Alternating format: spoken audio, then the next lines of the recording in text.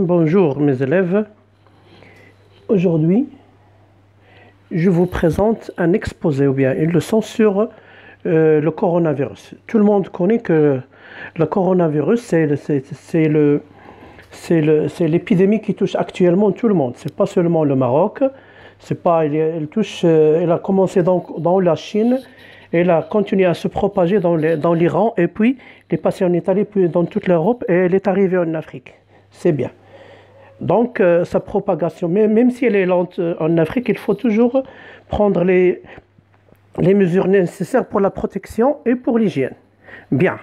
Alors, je vous présente cette exposition sur le coronavirus. Donc, comme vous voyez, donc, le coronavirus, c'est un virus qui a quoi? Qui a quoi sur la tête? Il a une couronne. C'est bien. Cette couronne-là, c'est elle qui lui facilite le fait qu'il se pose sur les cellules du poumon. Et comme ça, c'est un virus qui est très contagieux. Sa transmission se fait par les gouttelettes respiratoires. Donc, quand on tousse ou bien quand on éternue, il faut faire quoi? Un mouchoir. Vous avez ici un mouchoir. Et lui, sa compétence, ou bien parmi ses caractéristiques, c'est qu'il résiste sur les surfaces. Il peut rester plus que 2 heures sur les surfaces. Donc, danger de toucher une surface, ou bien si vous avez touché une surface, il faut quoi? Il faut donc se laver les mains rapidement. C'est quoi le coronavirus? C'est un virus qui est contagieux. Contagieux? C'est quoi contagieux? C'est un virus qui touche beaucoup de monde. Mais si quelqu'un il est attaqué ou bien atteint par le virus, il ne faut pas s'approcher de lui. Donc il faut toujours laisser une distance d'au moins 1 mètre entre 2 individus. Il ne faut pas rester dans une même chambre qui est fermée ou bien dans un espace qui est fermé. Donc il faut toujours faire attention à ceci, mes chers enfants et mes chers auditeurs. Bien, il appartient à la famille des coronavirus. Donc, c'est un quoi? Coronavirus. Il s'appelle aussi quoi? Covid-19. Bien sûr, il a beaucoup de similaires, mais le connu c'est Covid-19. Il n'a pas de vaccin jusqu'à maintenant, il n'a pas de vaccin. Bien. Il a contaminé plus que 400 000. Maintenant, on est arrivé à plus que 200 000. Et plus que 900 morts. On est arrivé maintenant à plus que 7 000 morts. Donc, ce qui fait le danger de cette épidémie, on n'a pas appelé seulement épidémie, c'est une épandémie. Pourquoi on l'appelait épandémie? Car c'est une épidémie qui touche tout le monde. Il a une exposition. Donc, vous voyez ici comment il est, ce virus-là. Il a beaucoup de points.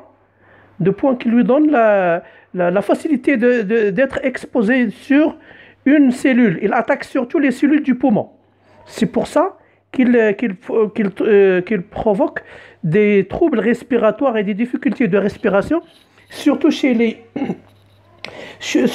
cardiaques et chez les gens qui ont des difficultés respiratoires, et surtout les vieils hommes et les vieilles femmes, bien sûr. Alors, donc on va continuer. Vous voyez ici comment il est. Voilà. Il est très dangereux ce virus-là. Donc ici on passe au poumon. Comment attaque-t-il le poumon? Donc ce virus-là, quand il vient, il passe par le nez bien sûr, par la trachée artère, par les conduits respiratoires. Quand il vient dans les respiratoires, lui, il préfère les cellules du poumon. Il provoque une inflammation. Comment provoque-t-il une inflammation? C'est quand il arrive dans une cellule. Ici, vous avez les alvéoles cellulaires ou bien les alvéoles pulmonaires. Les alvéoles pulmonaires, ce sont les unités de respiration chez la personne. Donc, il attaque ces alvéoles-là. Ils s'inflamment. Et au lieu qu'ils continuent leur travail, ces alvéoles, il va se remplir, cet alvéole-là, il va se remplir d'eau. Donc ici, vous avez un poumon sain. Ici, vous avez quoi? Un poumon qui est comment? Qui est attaqué, qui est inflammé par le virus. Donc, comment attaque-t-il les poumons? Comment ce virus-là attaque les poumons, ces poumons-là? Donc, il s'accroche sur les cellules du poumon, les envahit. Il envahit les cellules du poumon. Il les envahit, ça veut dire qu'il les attaque. Il les attaque. Ici, vous avez quoi? Une inflammation. Inflammation, ça veut dire c'est des cellules qui ne sont plus fonctionnelles. Et si cette inflammation continue à grandir, qu'est-ce qu'il va arriver? On aura un poumon qui est inflammé, donc il va s'arrêter, son fonctionnement va s'arrêter. Donc il y a quoi? Il y a les états critiques qui vont arriver. Donc nécessité de porter l'oxygène sur le malade, bien sûr. Ce qui provoque une inflammation du poumon. Bien sûr, ce poumon-là va se remplir d'eau. Ce poumon va se remplir d'eau. Alors quand il se remplit d'eau, est-ce qu'il va continuer à travailler? Donc arrêt de fonctionnement. Et ensuite quoi? Le poumon ne respire plus. Je m'excuse. Bien. Je n'ai pas le poumon qui est inflammé ici. Attention, faites attention, moi, je suis sain, même si je tousse. Comment se transmet ce virus-là? On va voir sa transmission. Ça veut dire sa propagation. Comment il se transmet? Est-ce qu'il se transmet d'une personne à l'autre, ou bien d'un être vivant, ou bien d'un animal, ou bien quoi? D'ailleurs, on a dit déjà qu'il se transmet, qu'il est transmis des animaux qui sont dans les pays de l'Asie. Alors, ça reste toujours une théorie, c'est une théorie explicative de l'apparition du Covid-19. Donc, il se transmet par les personnes porteuses du virus. Ces personnes-là, ne sont pas forcément malades. Par les gouttelettes respiratoires, quand on éternue ou bien quand on tousse. Comme on a dit, il faut toujours garder des surfaces ou bien des espaces. Donc, pendant l'éternuement ou bien de la toux, pendant le toucher des objets infectés par le virus, donc ici, nécessité de se laver les mains et de laisser quoi? De laisser un espace. Vous avez ici l'éternuement. Si je laisse un espace de sécurité, donc je suis en sécurité. Si je m'approche de cette personne-là qui a éternué, qu'est-ce qui va m'arriver? Je vais être infecté automatiquement. Regardez ici ce qu'on ne voit pas. Quand on éternue, donc qu'est-ce qui arrive? Donc quand on éternue, c'est plein de microbes et de virus sortent de nos bouches et de nos nez. Ils peuvent attaquer. Ils attaquent une surface ou bien un espace de plus qu'1 mètre. Donc il faut toujours garder les distances envers une personne qui est malade ou bien qui est suspectée d'être malade. Bien. Quels sont les symptômes de cette maladie? Les symptômes de cette maladie-là, on va les voir. Premièrement, quoi? La fatigue. Donc ici, la fatigue. Deuxièmement, quoi? La fièvre. Troisièmement, la toux, on tousse. Quatrièmement, des difficultés respiratoires. Cinquièmement, congestion nasale. Ça veut dire quoi, congestion nasale? Ça veut dire on a le nez qui est quoi? Qui est gonflé par de l'eau. C'est la congestion nasale. Et des maux dans la gorge. Quand on a des maux dans la gorge, on a une toux qui est aiguë. On a des difficultés respiratoires. Donc ici, on a les symptômes. On n'a pas forcément la coronavirus, maladie ou bien épidémie. On a les symptômes. Et pour vous informer, il y a plus que 80% qui sont guéris de cette maladie qu'on appelle le coronavirus. Donc il ne faut pas s'affoler d'ailleurs. Ce sont seulement des informés et c'est donnant droit de quoi? De s'informer. Bien, les symptômes. Dans les symptômes, nous avons la toux, la fièvre, la fatigue, des difficultés respiratoires. Si vous avez ces symptômes, n'allez pas chez le médecin ou aux urgences. Contactez le numéro de téléphone que le ministère a informé.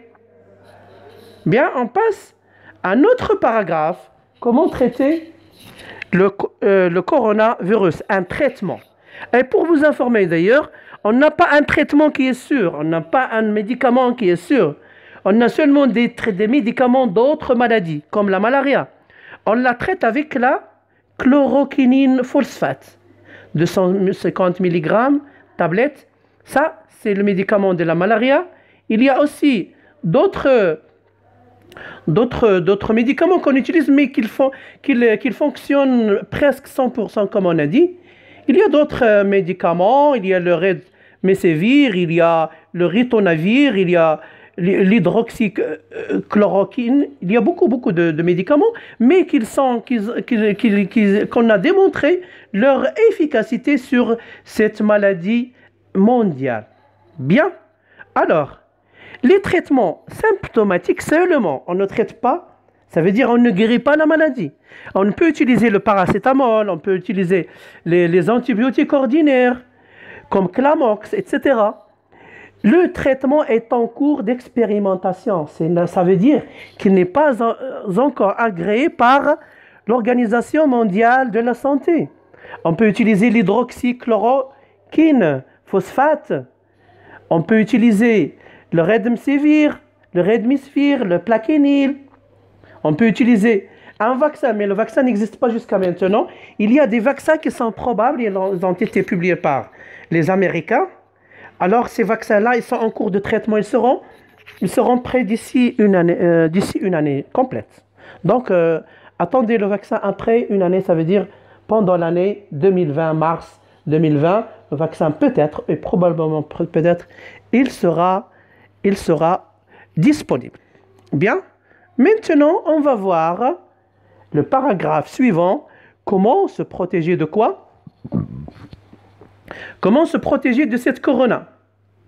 Donc ici, vous avez ici, ça représente l'espace. On doit garder un espace avec les autres. On doit faire quoi? Des masques.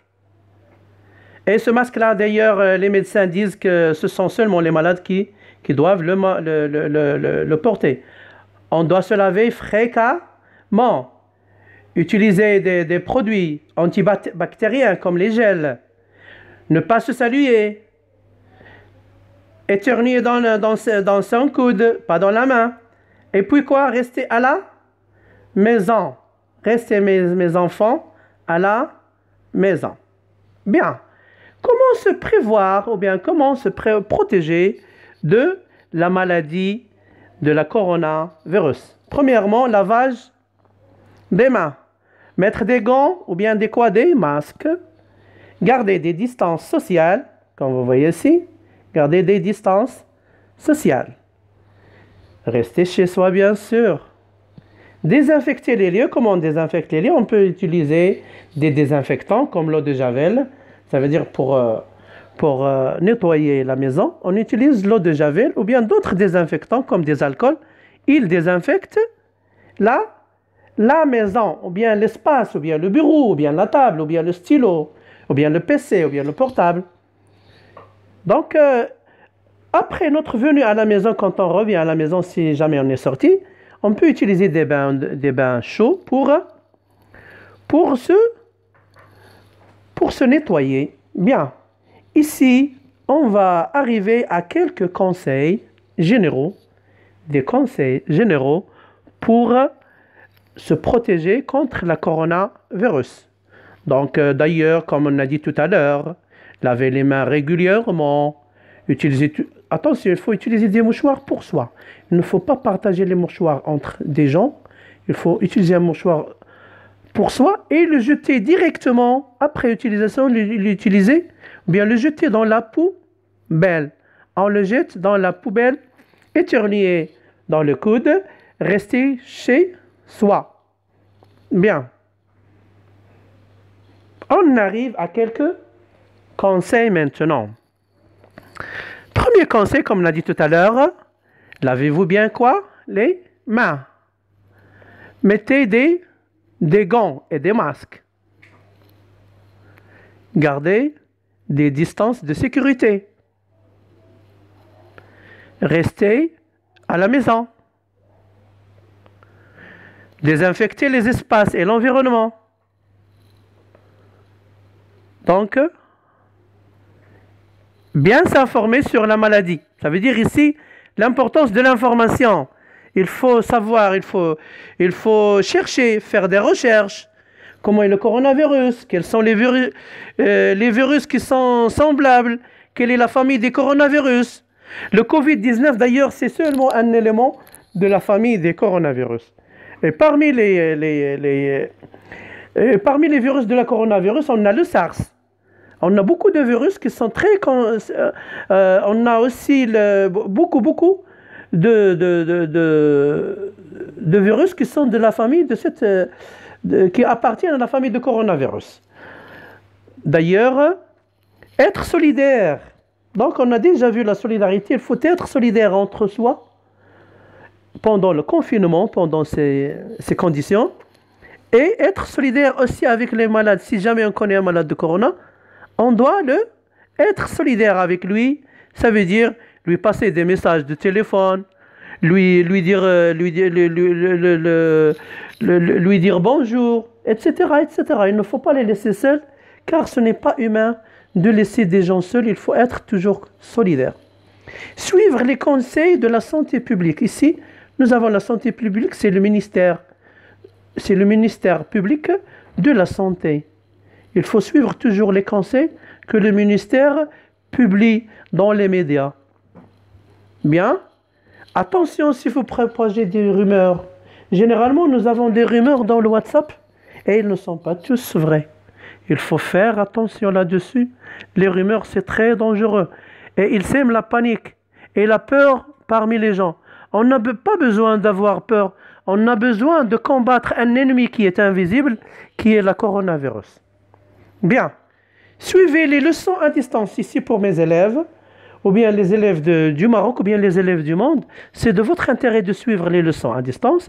D'ailleurs, c'est très joli de suivre les leçons sur un PC ou bien sur un portable. Et c'est très joli aussi pour le professeur de se concentrer pendant les leçons à distance. Ils sont magnifiques. Moi, j'ai aimé cette expérience. Protégez-vous contre le coronavirus. On a dit tout à l'heure. Comment se protéger? Il faut laver les mains, utiliser des mouchoirs de papier et les jeter dans la poubelle chaque fois, éternuer dans le coude et rester chez soi. On arrive à la fin. Merci. Restez chez vous. Au revoir.